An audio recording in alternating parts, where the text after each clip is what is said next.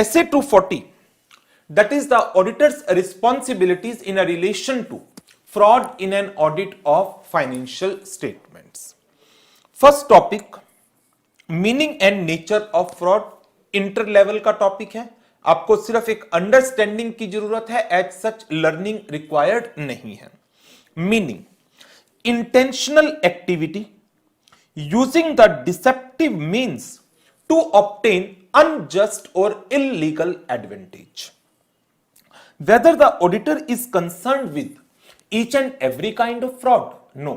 Auditor is primarily concerned with those fraud that may cause material misstatements in the financial statements. In relation to that, auditor is primarily concerned with the fraud that may be due to fraud financial reporting or those fraud that result in misappropriation of assets. So, misstatement in the financial statements may arise due to fraud financial reporting or due to the misappropriation of assets. Now, what are the examples of fraud financial reporting? What are the different ways through the financial reports can be made fraudulent, or various ways through which the assets can be misappropriated.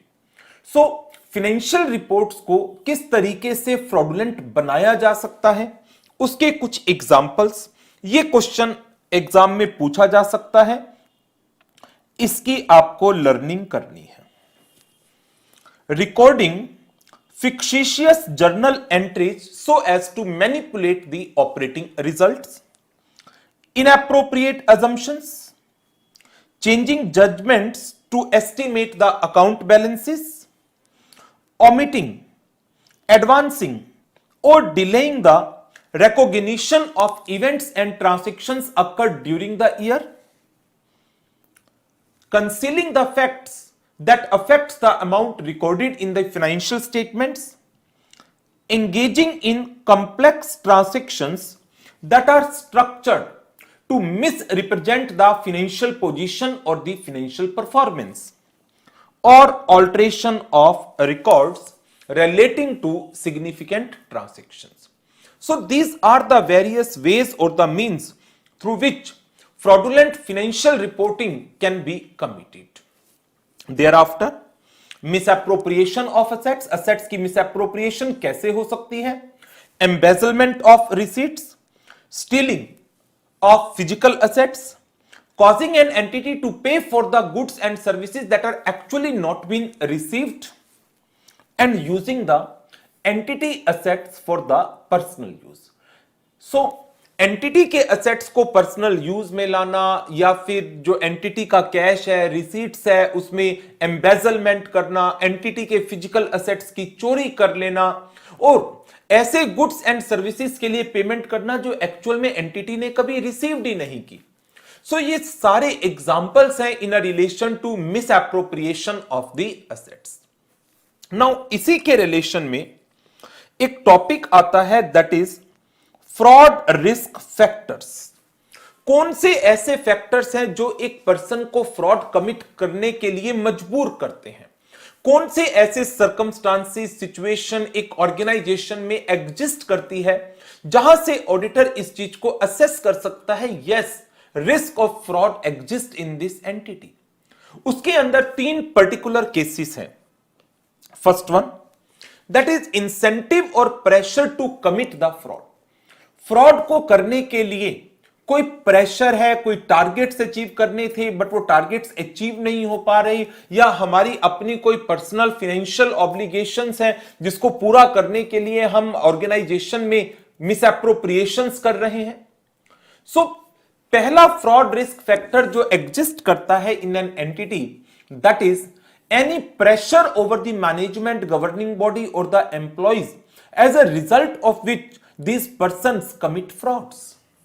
Second one, perceived opportunity. When the persons, management, governing body or other persons in the organization, they have the opportunity to commit the fraud, particularly when there is inappropriate segregation of duties. एक particular activity को करने के लिए beginning to and तक की सारी responsibility एक individual person को दी जाए, so that person is in a position to commit the fraud, उसके पास अपॉर्चुनिटी है फ्रॉड को करने की। Rationalisation to do so, that means एक पर्सन का अपना एटीट्यूड, अपना माइंडसेट, जहां पर वो ऑर्गेनाइजेशन के ऑब्जेक्टिव्स के ऊपर अपने ऑब्जेक्टिव्स को प्रायोरिटी देता है और हर एक चीज में मुझे क्या बेनिफिट होगा उस चीज को सोच करके चलता है। So fraud risk factors 3 categories में हम डिवाइड कर सकते हैं। First one, that is incentive or pressure to commit the fraud. It arise when management is under pressure to achieve unrealistic goals. Perceived opportunity to do so, it arises when the individual believes that internal control can be override. Rationalization to do so, it arises when an individual possesses an attitude or character that allow them knowingly and intentionally to commit a dishonest act. So, whether it is a case of fraud financial reporting or it is a case of misappropriation of assets, दोनों ही situations के अंदर ये तीनों चीजें काम करती हैं।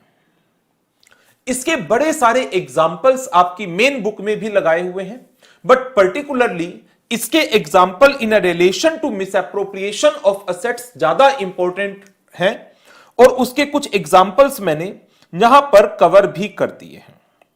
आपको इन्हें एग्जाम्पल्स को भी लर्न करना होगा। Examples of fraud risk factors that arise from misappropriation of assets. इसके एग्जाम्पल्स यदि आप फ्रॉडुलेंट फाइनेंशियल रिपोर्टिंग के कवर अप करना चाहें तो वो एग्जाम्पल आपकी मेन बुक के अंदर दिए हुए हैं, वहां से आप कवर अप कर सकते हैं। मैं पहले बात कर रहा हूं इंसेंटिव्स की और प्रेशर्स की। Personal financial obligations, it may create pressures on the management or employees with access to the cash or other asset susceptible to theft to misappropriate the assets. तो मैनेजमेंट के ऊपर, एम्प्लॉयज के ऊपर, employees कौन से, जिनके possession में cash या अदर फिजिकल असेट्स है जिसकी चोरी करना आसान है। यदि इन पर्संस के ऊपर कोई फाइनेंशियल ऑब्लिगेशंस आ जाती हैं तो under pressure they can misappropriate the assets. इसके अलावा adverse relationship between the entity and such employees may also motivate those employees to misappropriate the assets. So दो मेन चीजें हैं, पर्सनल फाइनेंशियल ऑब्लिगेशंस जिसके कारण मैनेजमेंट या एम्प्लॉयज अंडर प्रेशर में है, एंड नंबर 2 एडवर्स रिलेशनशिप जिसके कारण एम्प्लॉयज मिसअप्रोप्रिएशन कर सकते हैं। अब वो एडवर्स रिलेशन किन कारणों से अराइज हो सकती है? May be due to known or anticipated future employ lay off. Employee is aware कि मुझे हटाया जा रहा है या मुझे हटाया जाएगा, तो ऐसी सिचुएशन में वो सोचता है कि मैंने इस कंपनी के लिए अपने लाइफ के इतने इंपॉर्टेंट गोल्डन ईयर्स दिए हैं और मैंने मन से काम किया है, बट कंपनी मुझे हटा रही है, मुझे कोई भी रिगार्ड नहीं दिया जा रहा। ऐसी सिचुएशन में ये पर्सन अंडर प्रेशर आ सकता है कि अब मेरी फैमिली का क्या होगा, मेरे घर के खर्चे कैसे चलेंगे, तो that person might commit misappropriation of assets. Recent or anticipated changes to employ compensation और बेनिफिट प्लान। एम्प्लॉय को हटाया नहीं जा रहा, बट उसके बेनिफिट को, उसके सैलरी स्ट्रक्चर को चेंज किया जा रहा है, उसको रिड्यूस किया जा रहा है सैलरी को, या कुछ जो ऑफिशियल बेनिफिट्स या परक्विजिट्स अलाउंसेस अवेलेबल कराए जाते थे उनको कम किया जा रहा है या हटाया जा रहा है। इसके कारण adverse relationship may arise in between the entity and the employees. As a result employees may commit misappropriation of assets. Promotions, compensation और other rewards that are inconsistent with the expectation. Employees expect कर रहा है कि मुझे ये promotion दिया जाएगा, मेरी ये सैलरी इंक्रीज की जाएगी, मुझे इस ब्रांच का हेड बनाया जाएगा, मुझे उस लोकेशन पर प्रमोट करके भेजा जाएगा, बट होता उसके उल्टा है। तो इसके कारण एडवर्स रिलेशनशिप अराइज हो जाती है इन between the entity and the employees. तो ऐसी सिचुएशन में दीज एम्प्लॉइज और managerial persons might be in a position कि वो फ्रॉड करें। तो दो मेन कारण हैं यहां पर हमारे पास। नंबर 1 पर्सनल फाइनेंशियल ऑब्लिगेशन, ये एक कीवर्ड आ गया, and number 2 adverse relationship between the entity and the employees, ये दूसरा कीवर्ड आ गया। एडवर्स रिलेशनशिप के क्या क्या कारण हो सकते हैं? नॉन और anticipated future employ lay off, anticipated changes to employ compensation और बेनिफिट प्लान्स, प्रमोशन कंपनसेशन और other reward that are inconsistent with the expectations. तो एक तो ये फ्रॉड रिस्क फैक्टर्स के एग्जांपल आ गए इन रिलेशन टू इंसेंटिव्स और द प्रेशर। दूसरा फ्रॉड रिस्क फैक्टर है that is opportunity to do so. Opportunity generally arise होती है कि जब आपका इंटरनल कंट्रोल सिस्टम वीक है, जब इंटरनल कंट्रोल सिस्टम को जो चीजें करनी चाहिए थी वो एग्जिस्ट नहीं कर रही, और उस इंटरनल कंट्रोल सिस्टम के अंदर कोई भी पर्सन किसी चीज को करना चाहता है, वो इस पोजीशन में है कि वो कर पाता है। तो इसके बड़े सारे एग्जाम्पल हैं, जैसे इनएडिक्वेट segregation of duties, इनएडिक्वेट oversight of senior management expenditures, management के एक्सपेंडिचर्स पर ध्यान ही नहीं दिया जा रहा, ट्रेवल एक्सपेंडिचर, मेडिकल बिल्स, उनके रहने के बिल, बच्चों की स्कूल की fees. Inadequate management oversight of employees responsible for assets, जो एम्प्लॉइज कैश की, इन्वेंट्री की, इन्वेस्टमेंट्स की मैनेजमेंट के लिए रिस्पॉन्सिबल हैं, उनके ऊपर जो senior management oversight functions exercise करती है, they are not performing their duties well. तो यदि एम्प्लॉइज के ऊपर मैनेजरियल सुपरविजन एप्रोप्रिएट नहीं होगी, then employees may commit the frauds. किस फॉर्म में? Misappropriation of assets, they are having the custody of assets. Inadequate job applicant screening of employees with access to assets, जिन employees के पास assets का access होना है, उनके पास assets होंगे, उन एम्प्लॉइज को रखने से पहले उनकी एप्लीकेशंस को प्रॉपर तरीके से स्क्रूटिनाइज करो। ठीक, उन पर्संस की हमें क्रेडिबिलिटी को चेक करना है, क्या इनकी क्रेडिबिलिटी इतनी है कि ये फ्रॉड नहीं करेंगे, चीटिंग नहीं करेंगे। Inadequate system of authorization and approval of transactions, inadequate physical safeguard over the assets, बड़े जनरल पॉइंट्स हैं सारे। सेग्रीगेशन ऑफ ड्यूटीज प्रॉपर नहीं है, जॉब एप्लीकेंट की स्क्रीनिंग प्रॉपर तरीके से नहीं है, ओवरसाइट फंक्शंस इनएडिक्वेट है, physical safeguard of assets inadequate है, lack of complete and timely reconciliations, assets की टाइमली रिकंसिलिएशन नहीं की जाती, lack of timely and appropriate documentation of transactions, lack of mandatory vacations for the employees. Why mandatory vacation? Because in their absence their work can be properly scrutinized, examined. Inadequate management understanding of IT, जहां पर information technologies के अंदर management की appropriate understanding नहीं है, then the persons who are in the IT, जो IT activities को regulate कर रही हैं, मैनेज कर रही हैं, they are in a position to misappropriate the assets. Next one, attitude or rationalisation, disregard for the need of monitoring the risk relating to misappropriation of assets. Misappropriation of assets के risk को monitor नहीं किया जा रहा। Disregard for the internal control over the misappropriation of assets by overriding the existing control. Behavior of the employees indicating dissatisfaction with the entity or its treatment of the employee. Changes in lifestyle that may indicate assets have been misappropriated. जैसे एक person, उसकी salary 25,000 रुपए है लेकिन उसके खर्चे बड़े बड़े हैं, तो कैसे उन खर्चों को मैनेज कर पा रहा है? It creates doubt. Tolerance of पेटी थेफ्ट, छोटी छोटी चोरियों को यदि टॉलरेट किया जाएगा तो वो आने वाले समय में बड़ी चोरी बन सकती है। So these are the examples of fraud risk factors that may arise from misappropriation of assets.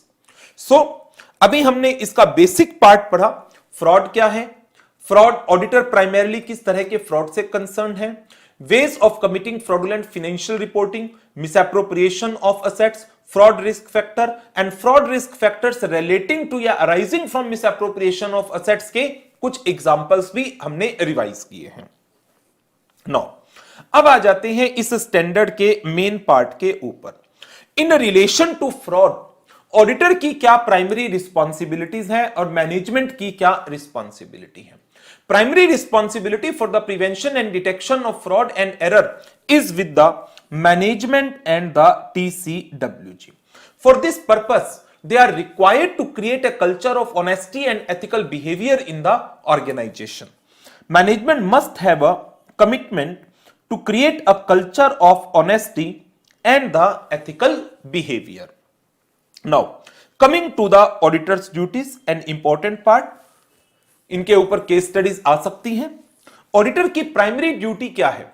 Auditor, as per the requirement of SA 200, is to obtain reasonable assurance that financial statements as a whole are free from material misstatement, and for this purpose, auditor is required to maintain an attitude of professional skepticism. When auditor is working with a mindset of professional skepticism, उसका एक alertness है उसके mind की, then circumstances may indicate that some misstatement may exist. Under that situation, auditor is required to consider whether such a misstatement is an indication of fraud. For that purpose, auditor is required to investigate further, and if any misstatement identified as a result of fraud, then अब main start होती है auditor की duty. Auditor is required to communicate to management and TCWG and also to regulatory and enforcement authorities if required by law. For this purpose, आपको section 143 subsection 12 का भी ध्यान रखना है and reporting under para number 3 clause 11 कारों की reporting का भी ध्यान रखना है। Auditor based upon the circumstances जो उसको fraud identify हुए हैं, he is of the opinion that I am not been able to continue with this engagement due to multiple uncertainties involved or related with this fraud. Under that situation, auditor need to consider the possibility to withdraw, and if auditor withdraw, he is required to discuss it with the management and TCWG and report to the appropriate person. In a relation to that, जब कल हमने last session के अंदर SQC 1 पढ़ा था तो उसके अंदर हमने एक पॉलिसी भी पढ़ी थी क्वालिटी कंट्रोल की, that is in relation to withdrawal from the engagement. तो यदि इन केस ऑडिटर किसी भी एंगेजमेंट से विड्रॉ करता है, इन दैट केस जो quality control policies and procedures है in relation to withdrawal that needs to be followed. तो वो सब बातें जो SQC 1 में पढ़ी थी in relation to quality control engagement, जो quality control policies and procedures with respect to withdrawal from engagement, उन सबको भी हमें यहां पर अप्लाई करना पड़ेगा। सो ये तो हो गए हमारे generalised procedures in relation to fraud and error in an audit of financial statement and primarily the fraud. Now अब जो आगे हमारी डिस्कशन आ जाती है वो है फ्रॉड के रिलेशन में risk assessment procedure and its responses. जब हम बात करते हैं रिस्क असेसमेंट प्रोसीजर्स की, in relation to risk assessment procedure, auditor is required to conduct the inquiry of the management, inquiry of TCWG, inquiry of other persons. Based upon the inquiry, auditor is required to assess whether risk exists, and if risk of material misstatement due to fraud exists, then how much it is, and based upon that auditor is required to design its further responses. तो जो हमारा SA 300 to 499 की series के अंदर provisions आ जाते हैं कि auditor is required to perform RAP based upon the risk assessed, उसको आगे के अपने फर्दर रिस्पॉन्सेस डिजाइन करने हैं एंड परफॉर्म करने हैं। तो SA 240 के अंदर इन रिलेशन टू दैट अब हमें बात करनी है रिस्क असेसमेंट प्रोसीजर्स की and responses to assessed risk की। बात करते हैं रिस्क असेसमेंट प्रोसीजर की। रिस्क असेसमेंट प्रोसीजर में auditor is required to inquire the management and the others within the entity. तो इसमें ऑडिटर को करना क्या है? Auditor shall inquire the management as to assessment of risk of material misstatement due to fraud. What is the process that is being followed by management and the governing body to identify and respond to risk of fraud, including any specific risk of fraud? Communication if any जो management ने की है किसको? TCWG को। यदि management के सामने किसी भी तरह का कोई फ्रॉड सामने आया था या कोई इरेगुलरिटीज सामने आई थी जो उन्होंने गवर्निंग बॉडी को बताई है, पूछिए मैनेजमेंट से। कम्युनिकेशन जो मैनेजमेंट ने की है to the employ regarding the management view on the business practices and the ethical behaviour. So as a auditor we need to inquire the management and other persons within the entity how the management is assessing the risk of material misstatement, what is the process for identifying and responding to risk of fraud, what are the communications that are being made, that are being done with the management, communication with the employees as to the ethical practices, accounting practices, etc. now अब इसमें एक और छोटा सा topic आ जाता है, ये एक बार शायद से कभी एग्जाम में भी आया हुआ है, ये टॉपिक लर्न करना है आपने। Appropriateness of making inquiries of management.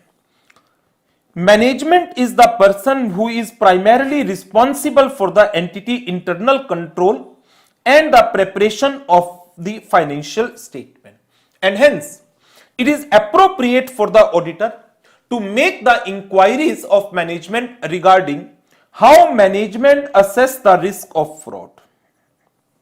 What are the controls that are being exercised by the management to prevent and detect the fraud? Nature, extent, frequency of management assessment of such risk and control, it vary from organization to organization. In some entities, management may make detailed assessment on a regular or annual basis, but in other entities, it may be less structured and less frequent. So, nature, extent, and frequency of management assessment, they are relevant to the auditor's understanding of the entity's control environment. बड़ा generalise topic है, but 3 to 4 marks का exam में पूछा जा सकता है। Risk assessment procedures in relation to assessment of risk of fraud while performing audit of an entity. Now based upon the inquiry that is being conducted by the auditor, जो auditor ने अब ये inquiry की, उसने management से कुछ information collect की, उस इंफॉर्मेशन के बेसिस पर auditor is required to identify whether a risk exist and if a risk exist how much it is, कितना है वो risk. Identification and assessment of risk in accordance with the SA 315, auditor shall identify whether risk exist, assess how much it is due to fraud at 2 level. One is financial statement level and second one is assertion level for class of transactions, account balances and the disclosures. ध्यान आ रही है ये सारी चीजें, ये सब SA 315 में पढ़ते थे, आगे जाकर SA 315 रिवाइज भी करेंगे और वहां पर ये सारी चीजें डिस्कस भी होंगी। सो ऑडिटर ने सबसे पहले क्या किया, ऑडिटर ने RAP परफॉर्म किया, जिसके अंदर उसने मैनेजमेंट से इंक्वायरी कंडक्ट की। मैनेजमेंट से इंक्वायरी करते वक्त उसका मेन फोकस किन चीजों पर था, मैनेजमेंट कैसे risk of material misstatement due to fraud को असेस करती है, मैनेजमेंट के प्रोसेस प्रोसीजर्स क्या है रिस्क को आइडेंटिफाई करने के, communications if any with the TCWG and communication if any with the employees as to the ethical practices, accounting practices, etc. Now, based upon this inquiry, auditor is required to identify क्या risk exist करता है, whether it is due to fraud, if it is due to fraud, whether the risk exists is at financial statement level or at assertion level, whether the risk is relating to any account balance, whether the risk is relating to any particular transaction, or risk is related to any disclosures. Thereafter, based upon the assessed risk, जो risk auditor ने assess कर लिया है, अब उस risk के basis पर auditor को अपने आगे के रिस्पॉन्सेस परफॉर्म करने हैं। ऑडिटर का पहला response overall financial statement level के ऊपर, auditor shall assign and supervise the personnel as per their capability, evaluate whether the accounting policies adopted by the entity indicate any fraudulent financial reporting resulting from management efforts to manage the earnings, incorporate surprise element in the selection of NTE, nature, timing, extent of the audit procedure. Next one, response at the assertion level. यदि auditor को किसी particular transaction में, account balance में या disclosure में fraud का risk नजर आ रहा है, auditor shall design and perform further audit procedures. Further audit procedures के अंदर सब्सटेंटिव ऑडिट प्रोसीजर्स आ सकते हैं। Substantive audit procedures, vouching, verification या analytical procedure that are responsive to the assessed risk of material misstatement due to fraud at the assertion level.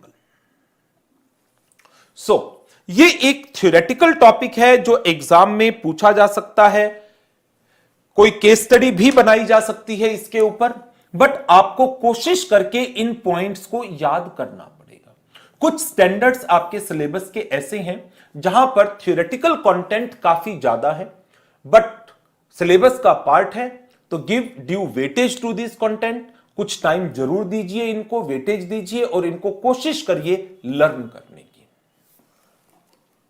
This is all about SA 240, जिसमें learning एक तो आ गई आपकी fraud financial reporting की, दूसरी learning आपकी आ गई फ्रॉड रिस्क फैक्टर्स की, तीसरा आपका पूरा का पूरा topic as to RAP and its responses, और फोर्थ टॉपिक है auditors duties with respect to risk of material misstatement due to fraud in an audit of financial statements, या ऑडिटर की responsibilities in a relation to